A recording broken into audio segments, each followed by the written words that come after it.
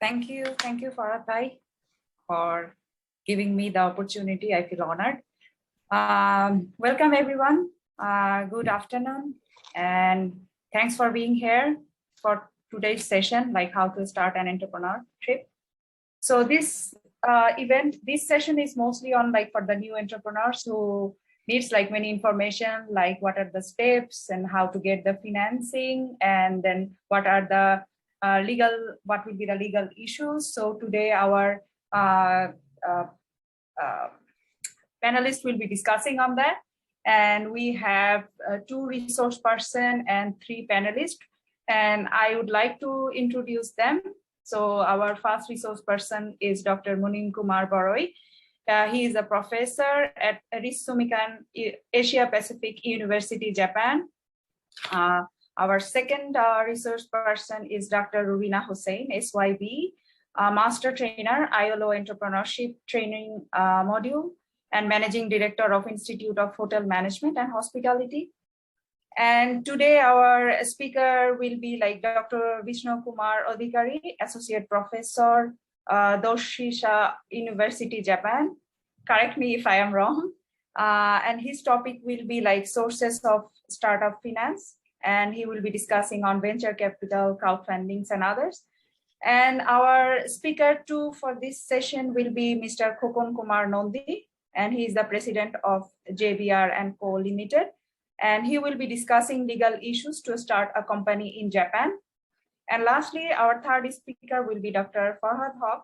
He is an author of Entrepreneurship in Plain English. He has a PhD from Harvard Business School. So I welcome everyone, and I will be moderator for this session, and I'm Shaza bin Kabir. Welcome, thank you. And so I would like to invite the first speaker, Dr. Vishnu Kumar Adhikari. The floor is yours. Okay, thank you so much. Can you hear me clearly? Everybody? Yes. Okay, great. So I'm now presently staying in Dhaka. Sorry, I was in a business trip. So I was asked to just talk on the entrepreneurship issues, basically for the startups.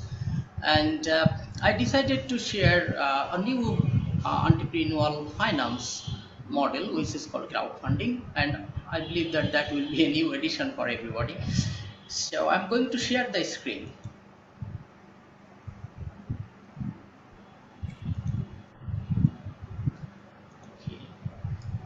I think everybody can share, see the screen. Is it all right? Everybody can see the screen? Okay, great. So you can see that the topic is crowdfunding for financing startups potentials in Bangladesh. Okay. As already Dr. Shaja bin Kabir introduced me, that I am working as associate professor at the Graduate School of Business, Doshisha University in Japan. Also, I am a visiting faculty at Kobe University. Basically, I moved from Kobe University to Doshisha University. So this is just my brief background. I graduated from Dhaka University in 1993, master degree in 1993. Okay, so let us come back to our agenda today. That I will give you the background and concepts. I do not know whether the participants here have the idea on crowdfunding or not. So it's better to give some idea on the crowdfunding. So that's why this is the first agenda, background and concepts. Then we have types and growth. We have Japanese model. I worked on this. I received a grant in aid for that, and I wrote a book on that. Already it is published from Singapore by Springer. Then just a few talk on crowdfunding potential in Bangladesh. Our time is only 10 minutes, I know. So basically I will focus more on the conceptual part, and then I will just skip some slides. So come back here. This is our known facts. We know that we have the three the main pillars here: commercial banks, stock markets, and some other known what should I say, financial intermediaries, I can say, like business angels, venture capitalists. In Bangladesh, we have a lot of NGOs. We have also some specialized markets in Japan, like Hercules, Mothers, and also we have venture capitalists. So if we look at all those commercial banks, then stock market, and also if we look at the other specialized markets, just I summarized here, so you can see that every market has some problem, definitely, for financing to innovation startups. For example, just you are graduating from the school, and you have some innovative ideas and you need some money, say around 20,000 US dollar or 50,000 USD, but unfortunately you cannot get support from this traditional market like commercial banks and stock markets. And also we have the other market, we know, these business angels and venture capitalists. But truly speaking, if you look at their investment, then you will see that the seed corn stage of financing or embryonic stage of financing, we will see that few people actually invest there. So that's why we always say that once you are an entrepreneur, you have to rely on 3F, right? That is called, the family, friends, and fool. There are some fool who will give you some money. That is our actually known fact. So now what I'm going to do, I'm going to discuss a new model which is called crowdfunding. So the question is there any alternative or market-based financial tool for startups or innovation financing? And we said that yes, it is crowdfunding. And this model, this financial tool, appeared as a business tool just after the US subprime mortgage crisis. Crowdfunding is not a new phenomenon, truly speaking. Crowdfunding was practiced even 100 years before. But the point is here that at that time we actually didn't use this technology for the business purpose. So this became as a business tool, especially after the US subprime mortgage crisis. So what is this actually? So look at here. It is a digital financial intermediation. What does it mean? The crowdfunding is based on internet technology. So we must have a crowdfunding platform built on internet. And from this internet, crowdfunding platform, we will introduce both the investor and definitely the fund supplier. So that's why it is a digital financial intermediation. It leverages the power of web-based technology, I said, and capitalizes social media. For example, we have Facebook, we have LinkedIn, we have Twitter. So what we are thinking that we will use all those social media to organize people, to ask our friends to give finance to innovative people. So we are basically focusing on social media, and we are going to pool funds from mass people. So I will tell here that the difference between microfinance and this crowdfunding is that in the case of microfinance, basically we provide finance, a small amount, to the poor people or for the people who need some money for their income generations.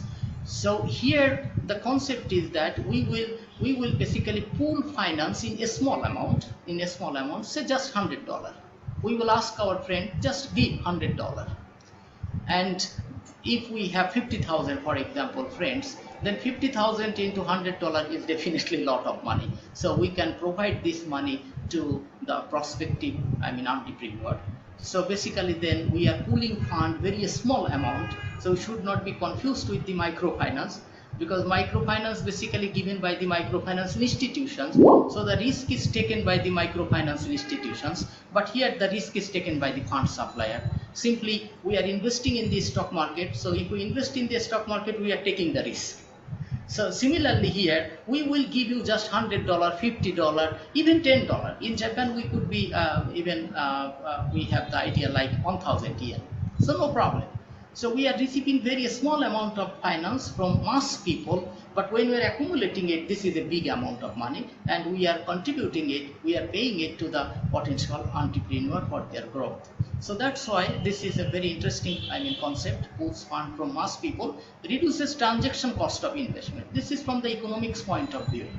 Whenever we develop any model, we need to understand the economic viability of this model.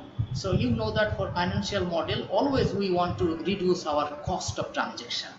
So in this case, as we can see that we are using social media or we are using internet. So in that case, definitely the cost will be much lower than building a high-rise building.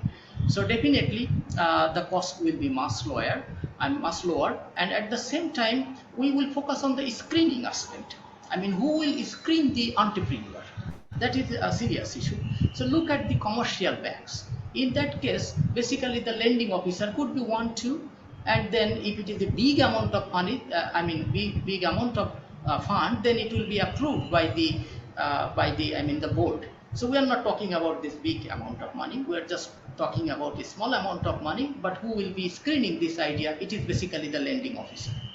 But here we can see that our screening will be done by maybe millions of people, because everybody is in the internet. So if I find that so Mr. X is an entrepreneur and Mr. X information will be posted on the crowdfunding platform, in that case whoever living in any corner in this world can actually provide ideas about Mr. X family, Mr. X background. So the screening will be done by definitely thousands of people and at a lower cost. So better screening is possible here, and it will definitely improve our financial intermediation. At the same time, it can reduce transaction cost of investment. Then look at to the entrepreneur side. Entrepreneur is basically here getting huge amount of fund for their growth and development, and this is not a contractual fund. Contractual fund meaning that nobody is going to intervene about the use of the fund. If we go to the commercial bank, there is a loan collateral, we know. So there is a condition, and definitely we have to fulfill all those loan covenants, and also we need to give collateral. But here no restriction. The entrepreneur has freedom to use this fund. So that's why this is a very good technology to provide finance to the prospective entrepreneur. And I said that crowdfunding is based on 3 things like trust. We must ensure that the crowdfunding platform, those who are preparing the crowdfunding, formulating or setting up the crowdfunding model or platform, definitely they must be good people. Otherwise, we have a lot of ideas in Bangladesh, like what is called multi-marketing, like that. So people have the idea, they are taking money and then they are not doing anything. So that will be a problem. So we must have good people, otherwise this technology will not work in Bangladesh. So this is trust. Then internet, high internet speed, definitely we need, and willingness of the people. Willingness of the people meaning, in Japan we have seen that Japanese people love to share their experience, and at the same time they love to contribute money to the socially desired project, for example, economically viable project, socially desirable project. So they love to pay money. So that's why we need the willingness of the people. For example, I am going to give you only 1,000 yen, and if I ask you thousands of questions, then this is not the willingness of the people, truly speaking. Even if in Dhaka city, if we go to some high class restaurant, we have to pay more than 600 taka, Bangladeshi taka, for a cup of coffee. So you are paying 500 taka, and if you ask me a lot of questions, then that will be a dangerous technology, dangerous philosophy for that. So we need willingness of the people, real people. I believe I can see a lot of people maybe giving me questions in chat. 2 minutes left. 10 minutes is nothing actually, for this new model, because this is a very good model. So we have a lot of finance side, economic side, we have to discuss all those things. So 2 minutes left. Okay, what can I do? Just already a minute, right? Yes. Okay, so I gave you the concept. Now you understood, right? Maybe we can now discuss. Okay, thank you so much. I'm going to finish my presentation. I gave the concept. Now it is our time to maybe elaborate it, discuss it. Okay, thank you. Thank you, Dr. Vishnu Kumar Odhikari. And I would like to invite our resource person, if you would like to have any comment on his presentation, Dr. Rubina Hossain and Dr. Munim Kumar Boroi. Should I go first? Yes, of course. A very good morning to everybody. Thank you, Uddokta Association Japan Bangladesh, for inviting me as a resource person on this very critical topic. It's been a very interesting and informative session since morning. Regarding the crowdfunding, my observation is that it is, as the speaker said, that there is freedom to use the fund, but how ready is the entrepreneur on using the crowdfunding? Until and unless they're ready to take any credit facilities, how is it possible that they are going to take the loan at the same time repay them until and unless they're ready? Like you said, that the screening is done by the lending officer, so automatically the whole issue comes to the commercial banks. So my question is to Mr. Odhikari, how do you assess the screening and what is the criteria or the requirement for crowdfunding? Thank you. Okay, thank you so much. So let me clarify that crowdfunding is a separate market-based financial tool. It has no relationship with our bank, commercial banks. So we should not be confused. I just wanted to tell you that in the case of commercial bank, the lending officer basically 1 or 2, they are screening the project, I mean the entrepreneur's idea. But in the case of crowdfunding, there are thousands of people. I mean, they are giving us information about the entrepreneur's background, their capacity, and so many things. So what is actually the main model here? We have to develop a very good app, right? So crowdfunding platform will develop a very good app. In this app, we have so many sections. For example, you are a prospective investor, you are yet to invest it, so you will see my proposal there. What you will do, you will read the proposal and you will definitely write your comment. So we have I mean the comment section in this app, and automatically all the comments will be summarized. And then the crowdfunding platform authority, I said they are very important here. So they are experienced people in this, I mean, finance area. So they will assess, first they will assess the, I mean, entrepreneur's idea. And then this will be screened by thousands of prospective investors. After this, if we see that, I mean, most of the people are saying, say make a, I mean, criteria 50%. About 50% people is saying that this is a good idea. Then the question is, are you ready to contribute just $100 for this project? So we will take opinion from the audience first, and then we will go for campaign. So we have a fund campaign period. Within this campaign period, definitely we will get finance. So before going to campaign period, we have stages for screening the entrepreneurs, definitely. And we have many models. I'm just talking here this peer-to-peer or equity model here. You can see financial return. There are many models now, truly speaking, many models. So it is not a problem, truly speaking. We are not using commercial bank. We are using our friends. We are using our social network resources to screen the, the entrepreneur. Okay, is it clear?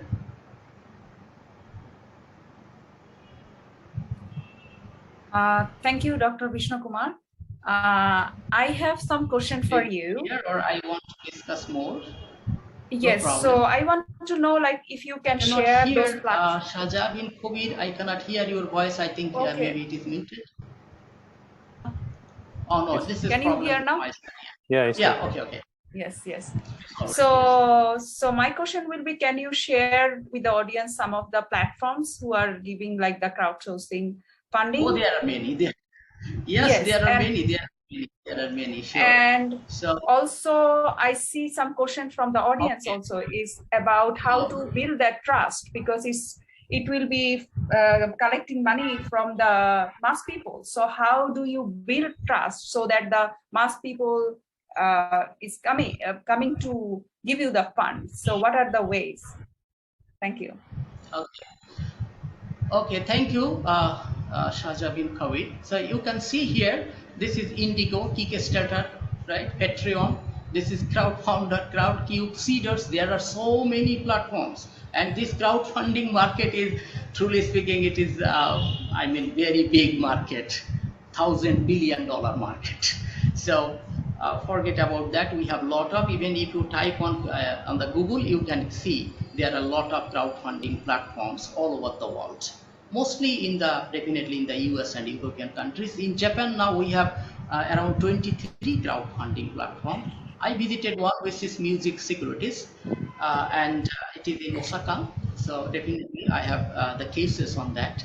So coming back to your point, trust. Why I use this term? Because in the developing countries, actually we do not believe. There are a lot of actually problems already happened in the market. So most people, they have lost their trust. So I said that we must build our trust. Okay, so how to build the trust? Okay, so I'm coming back there, but before this, let me share my Japanese experience. Japanese people, you know, they are very good, right? So they trust each other. So in Japan, trust is already formulated. But in countries like Bangladesh, right, trust is not there. So how to ensure trust? Somebody should come forward. Maybe Bangladesh Bank can come forward. ADB can come forward to create fast crowdfunding platform. So there will be some people who will first come forward, and they will have, you know, social acceptability. There must be some rules and regulations, so that in the name of crowdfunding platform, people will take money and, you know, use this money in a different way. We do not want to see that. So there must be some rules and regulations, I am saying, for the developing countries like Bangladesh, and Bangladesh Bank or maybe ADB, World Bank, they should facilitate fast. They should provide this concept fast, and I mean provide the support for building the crowdfunding platform to build trust. Another one I just wrote that is very important. You know, Islamic Bank in Bangladesh. So Islamic Bank, actually, they do not believe in this lending philosophy, I mean interest rate and all those things. They provide, fund. They said that we are sharing profit, right? So they have Zakat fund in Bangladesh. It's $1 billion fund, Zakat fund. So I said that Islamic Bank can take the opportunities, use the Zakat fund. Zakat fund should be given to hey, the Dr. Odhikari, can we make a short, like, make it short? Yes, because yes. we Actually, have to move on to our... Yeah, so there will be a lot of questions, I know, because this is a new model. We cannot finish it. Whenever I am presenting it in Bangladesh or any other countries, people are raising, you know, millions of questions. This is supposed to be, because they want to know about this technology. So I cannot finish it. Just I am saying that trust is very difficult to build. We must have, you know, people, very good people behind it, and at the same time there must be some rules and regulations. Otherwise, we cannot build trust. Yes. Okay. Okay, Dr. Vishnu Kumar Odhikari, thank you very much. I would like to go to our next speaker, Mr. Khokon Kumar Nandi. The floor is yours. Thank you.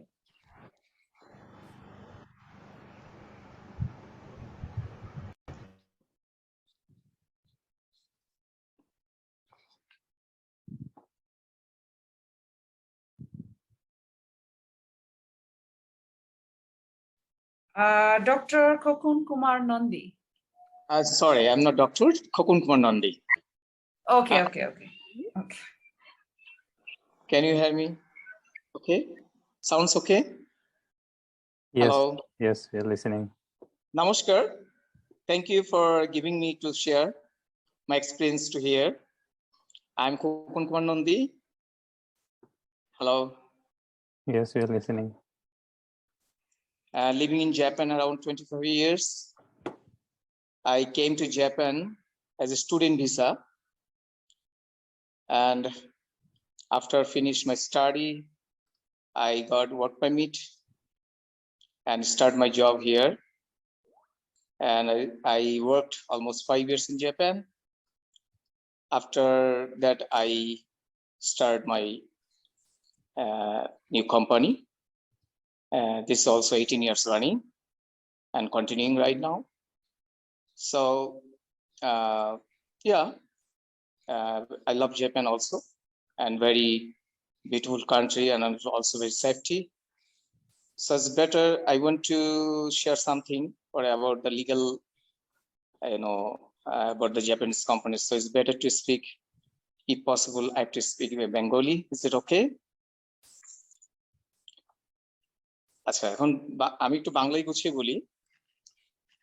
জাপানে আসলে খুব ভালোভাবে ব্যবসা করা যায়। ব্যবসা করতে হলে প্রথম যেটা লাগবে সেটা হচ্ছে 6 মাসের ভিসা, এবং অবশ্যই রেসিডেন্স কার্ড থাকতে হবে, এবং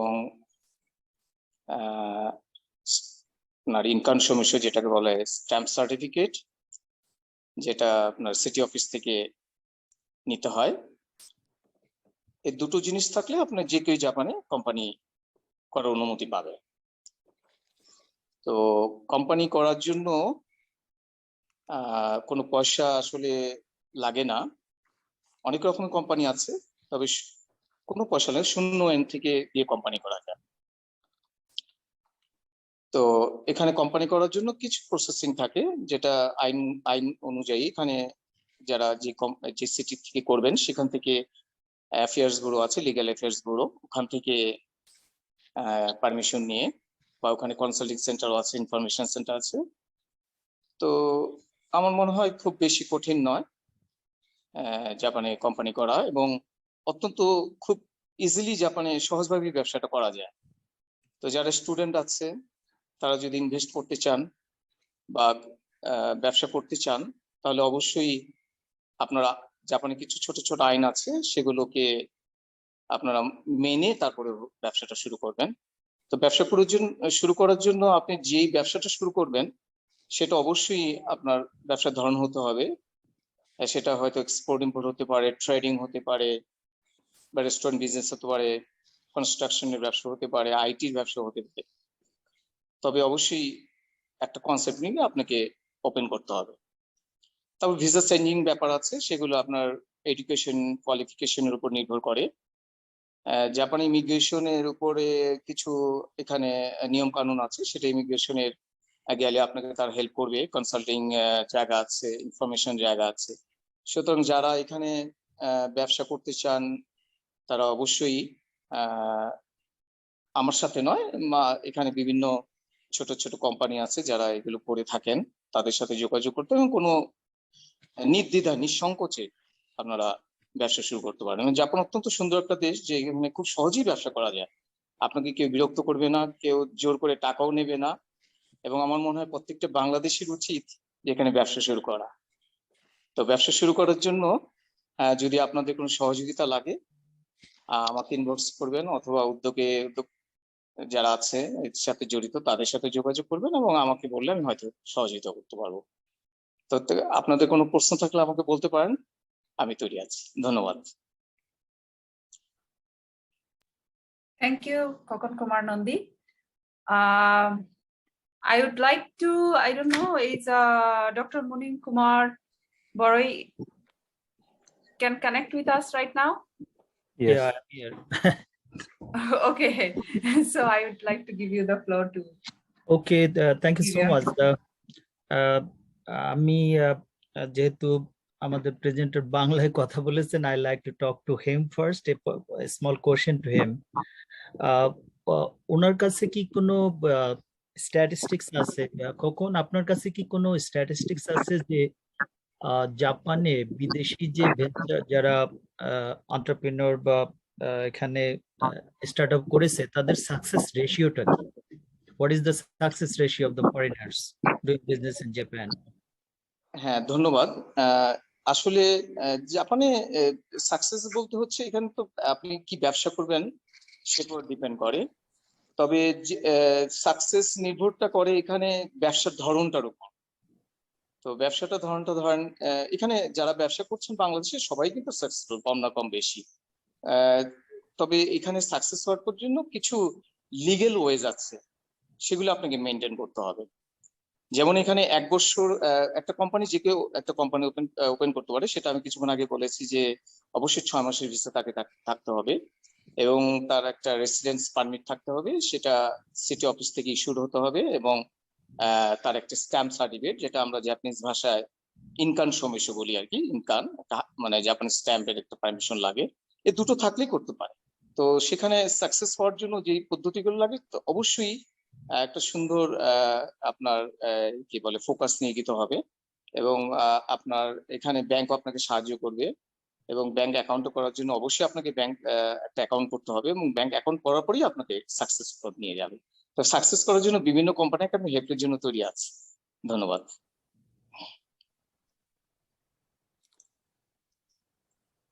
ওকে, thank you.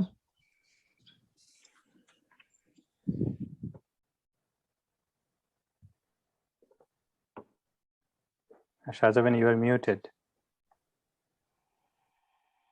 Hello. Yes. Thank you, Dr. Munim.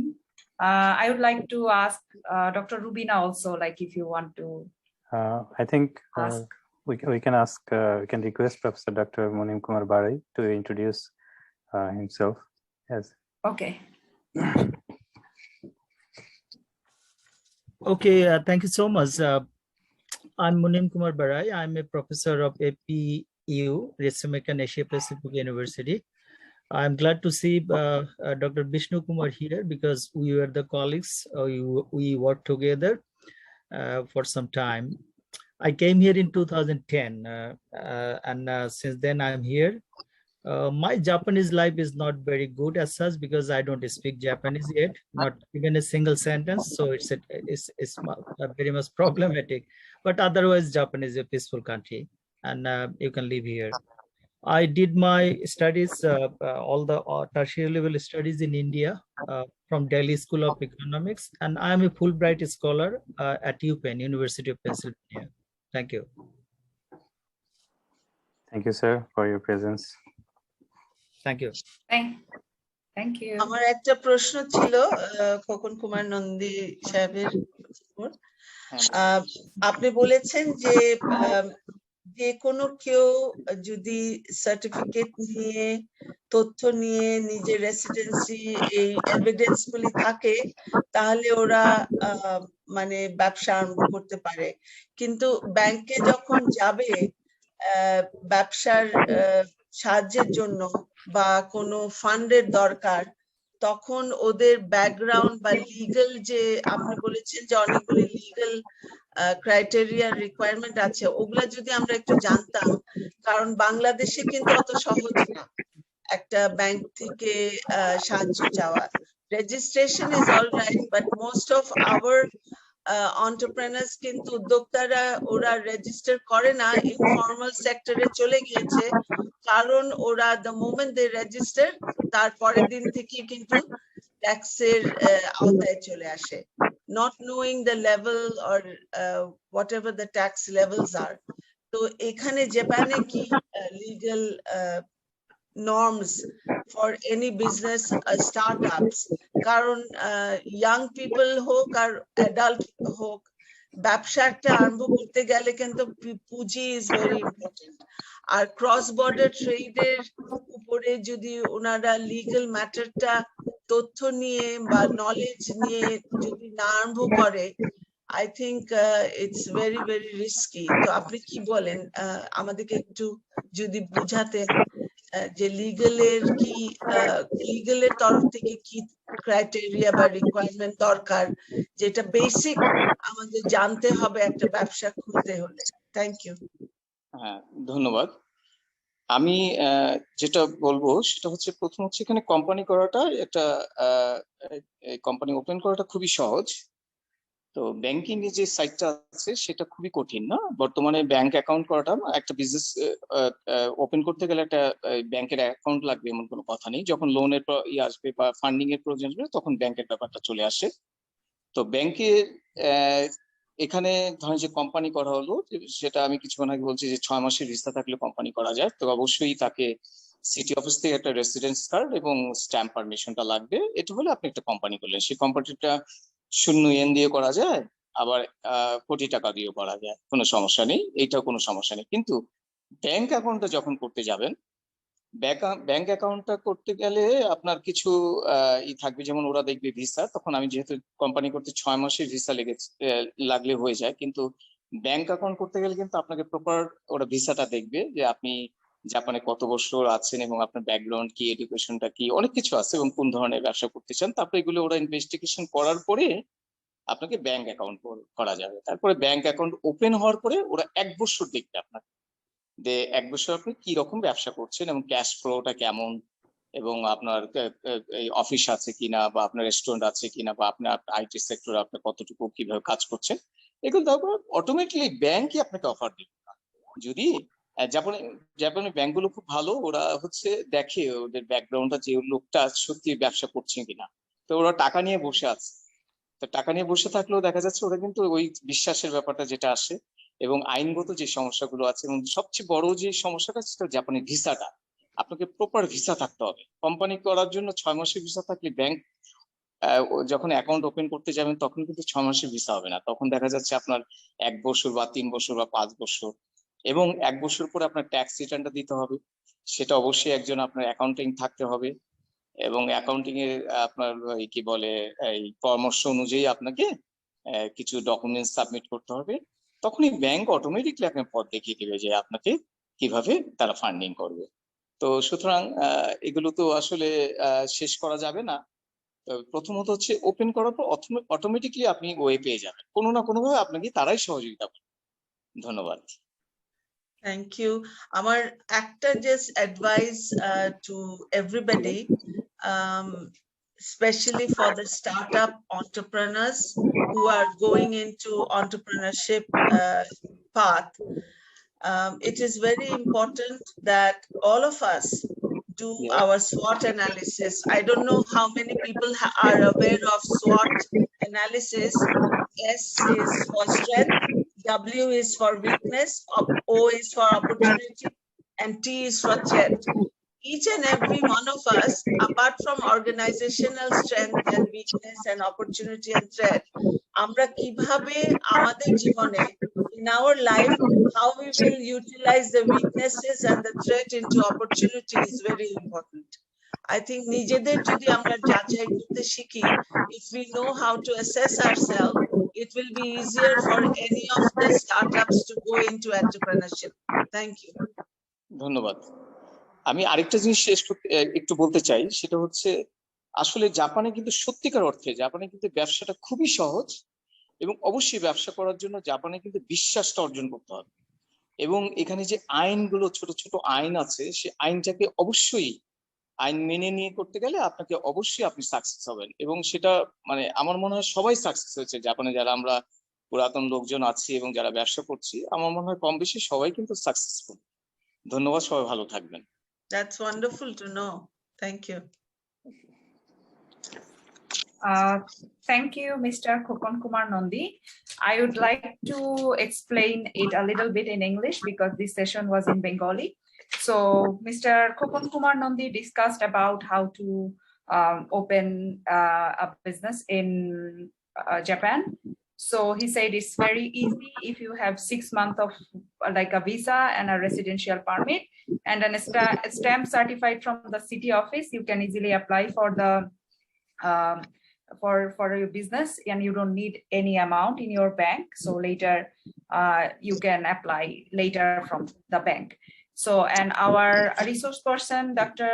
Monim Kumar Borai question was like, what is the statistics of like the current business people in Japan, that how well they are doing. And Dr. Rubina Hossain, Dr. Rubina Hossain, she had a great question about the legal system, like what will be the process to get fund from the bank, and what will be the legal procedure to check in the background.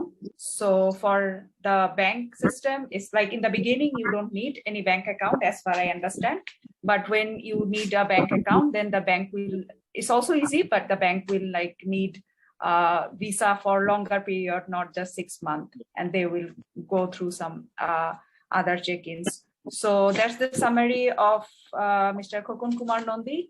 Thank you very much. And I would like to move to our last panelist, Dr. Farhad Ha. The floor is yours. Thank you. Hello, good afternoon. Can you hear me? Yes, yes. At first, sorry for not being in video call because I'm suffering for fever for the last 2 days. So I'm now sharing my screen. Okay.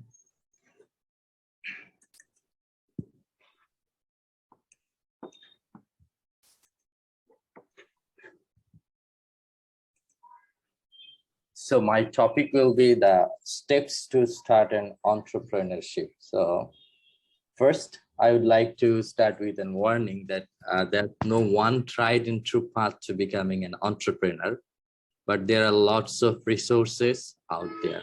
So I can say that the networking events like this one can help connect with fellow entrepreneurs or experts, industry experts, to like potential investors, incubators, and like others, so that entrepreneurs can get more detailed knowledge. So I will describe the steps, like some steps that can help all to start an entrepreneurship easily.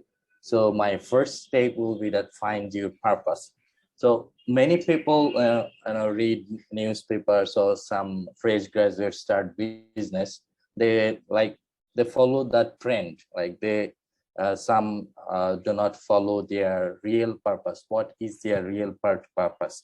So I would like to say that you have to choose one and really drill down one, what you could do to make that thing less of a problem in your daily life.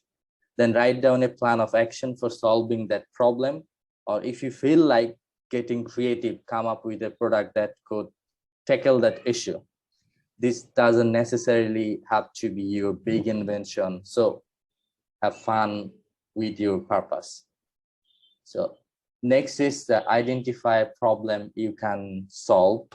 So you may not have the most experience in an industry, but think about this. Are you a person who knows your niche intimately for another reason, or might be the people making products in your desired industry not have your unique knowledge about those products?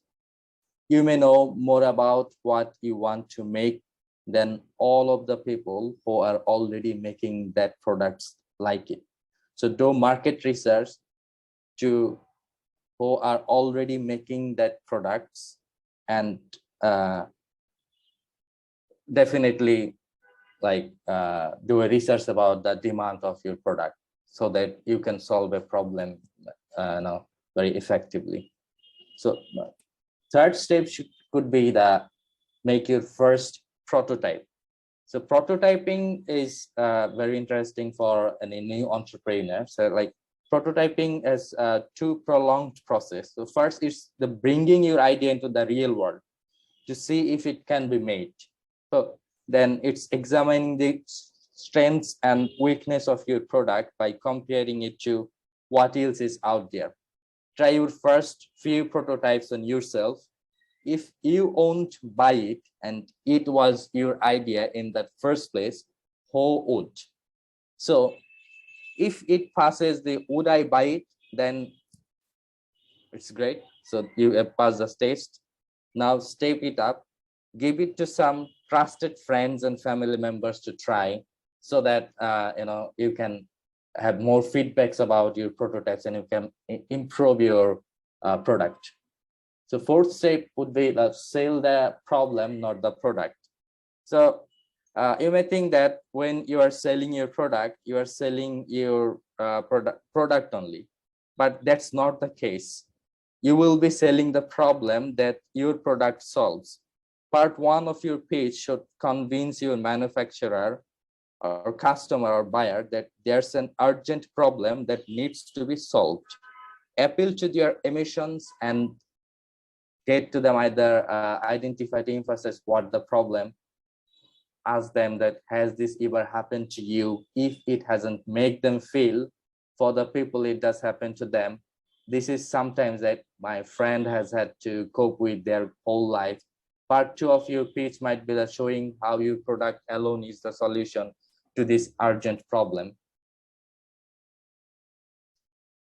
The fifth step should be the developing your brand story. The story of your brand is what you are going to want to tell people when you are marketing your product. That's what like some journalists want to write about. That's what the radio hosts want to talk about. Have you overcome something to start your business? Where do you come from? What was their idea born out of? The more open you are willing to be about to who you are and what you stand for, the more likely it is that people will relate to you and therefore your product. So I sometimes believe that nowadays that being an entrepreneurship has changed its trends to being a product developer for being a good storyteller.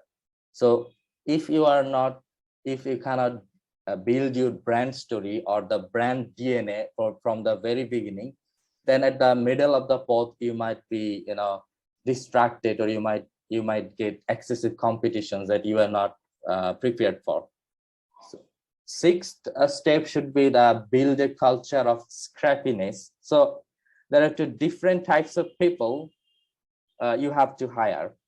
One will support the strengths you already have, and the other will cover your business's blind spots. So the more success you get, the more people will start coming out of the woodwork to get in that success.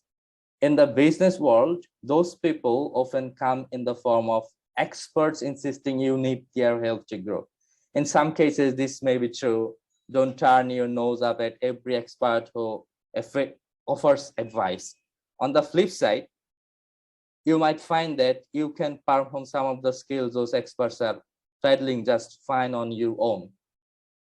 So like you have to hire the people, like some people you can handle it, but for other things like some technical skills, you might hire the experts. So from the very beginning, so start connecting with the people who are the industry experts, or you can attend seminars and some other industry related things, buying magazines of that industry, so that you can be good at hiring people related to that industry. So the seventh and my last step should be the stay connected to your why. Like starting a successful business is, well, it's very difficult process, I think. Like you need to stay focused on something that will keep pushing you forward, otherwise known as your why. Why are you doing this? Why is it important? Turn your why into your business mission statement. This is as much for you as it is for the people who will be working for you and with you, no matter what sort of business you are trying to start. It's crucial to align yourself and your team on why behind the what. So that's all for my presentation today. So now we'll go for question and answer sessions.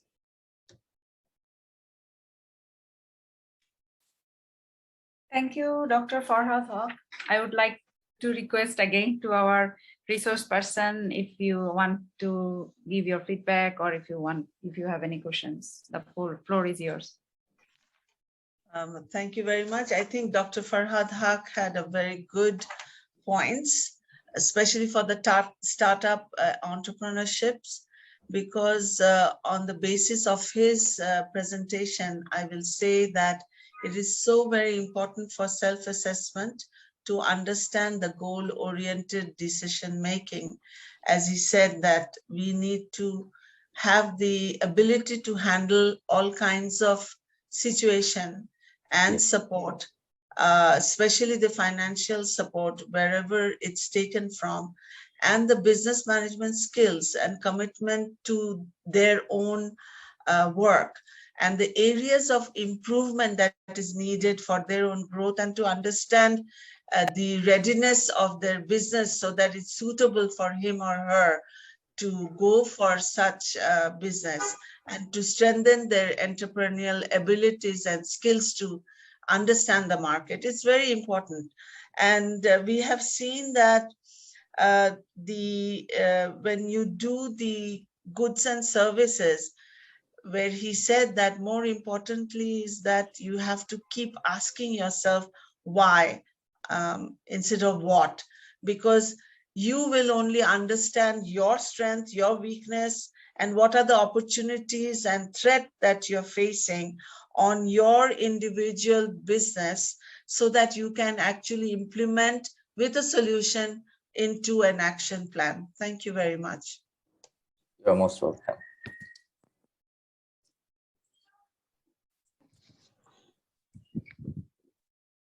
Well, thank you very much. I think it's mostly theoretical discussion, so I have no question on that. Just the steps you mentioned is basically theoretical, so nothing special as such. Thank you.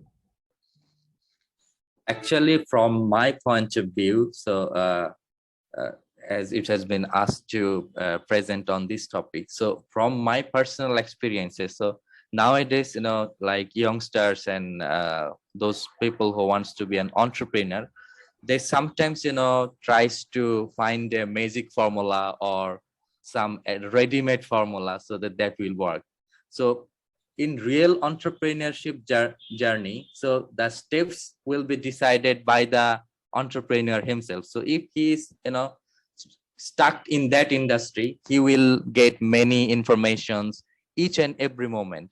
So if he notes down everything and if he decides according to his personal experiences, then all theoretical things will be, you know, practical for him. So I will ask each and everyone who wants to be an entrepreneur that try to be more practical. So I have you know, compared with the people who are Westerners and Asians. Like the Asians are more theoretical, you know, they want, you know, like magic formulas or like easygoing formulas. So in business or entrepreneurship, there's no easygoing thing. So you have to, you know, you have to work hard and you have to fail. You have to, you know, trial and error and many steps. So my last like request to all of the entrepreneurs or new entrepreneurs that try to be more practical. You know, that's all for today. Thank you all. Thank you, Dr. Farhad Haq, for your wonderful information. You are most welcome. Thank you. So I would like to summarize today's session. Can I ask a question? Okay, yeah, sure. Okay. Sure. So thank you, Shajawin.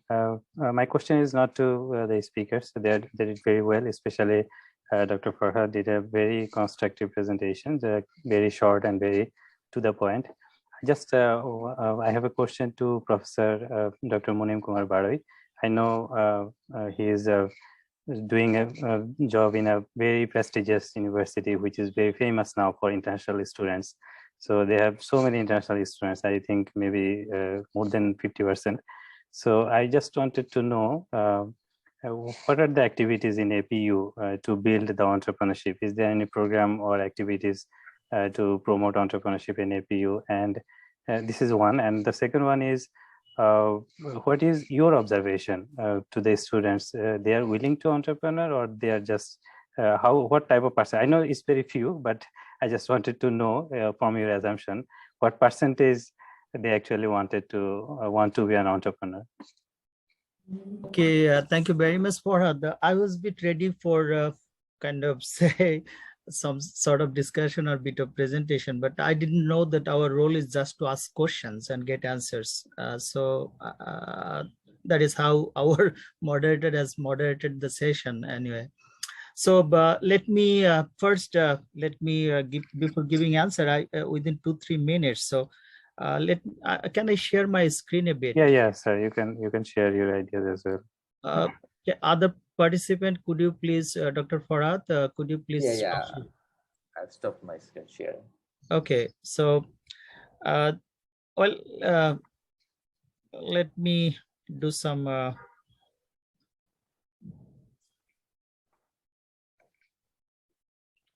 Okay, so just one word that, well, this is a session on how to start an enterprise, that kind of thing was there. I have to drum myself up here Just to tell you that I'm very much optimistic about Bangladesh and the future of Bangladesh. I've written 2 books. The first one is here, Towards a Common Future. This is on Asia Pacific. But my recent book is on Bangladesh economic and social progress from a basket case to a development model. Okay, this book has received so much attention so far. I'm very impressed that it has been getting a lot of attention. So if you are here, you can look for some of the issues that can solve the entrepreneurial issue in Bangladesh as well. Now the question is 1 or 2 words about Bangladesh, whether Bangladesh is ready for the entrepreneurs or not. Basically, I believe that Bangladesh is ready, though there are many problems. And Dr. Vishnu talked about crowdfunding, Kokon talked about Japanese business. Dr. Farhad gave us some theoretical understanding that what should be the questions. Some of the issues, like Bangladesh has a lot of things to claim at the moment. Digitally, Bangladesh is not that far. So digital area is one area where we have advantage. Demographic advantage is there. Then we have returning migrants, so a lot of knowledge. We have microfinance that has given us the base for doing business in Bangladesh. Recently, we have new projects, mega projects like Podda Bridge. It has been opened. So I find that Bangladesh has created the platform for doing businesses. The platform is almost ready. So from here, you can start the business. Now about APU, yes, Mr. Farhad, thank you very much for asking the question. Yes, we have so many students from so many countries. Say we have students from 100 countries. And yes, we have a wing to help the business students, basically for entrepreneurship. And if someone is interested, he or she can submit the project. And based on the merit of the project, the university sponsored that one. Okay, sponsorship is there, that based on the project of the merit of the project. And on the basis of that, extra time visa is also possible. You can get visa for that particular projects, and it should be business visa. So we are encouraging in our university that, yeah, you can start business. And of course, our president himself is encouraging, he's a businessman. So is there, people are showing interest, but most of the people who come here, they like to go in the job market as a worker, not looking for business as such. That is the present situation. Thank you. Thank you very much for inviting me. Thank you. Thank you, sir. Thank you. Thank you to Dr. Munim Kumar. And with that, I would like to conclude this session with summarization. Today we learned about crowdfunding, and we learned about the legal issues to start a company in Japan, and also about the steps for starting an entrepreneurship. So with this, from three of the panelists, what we come to know is about a common thing is trust. So for every business, we have to build trust. It's no matter it's in Bangladesh or it's in Japan or anywhere in the world. So trust is one important thing. And another thing, Dr. Rubina Hussein mentioned about SWOT. So anywhere you start a business, you need to know about your strength, weakness, opportunity, and threats. So these were the common findings from today's session. So with that, I would like to thank every panelist and the resource person and Udok and Udokta for arranging this conference on entrepreneurship. Thank you, Farhad Bhai, and thank you the support person behind this, who are behind the organizing this conference. Thank you.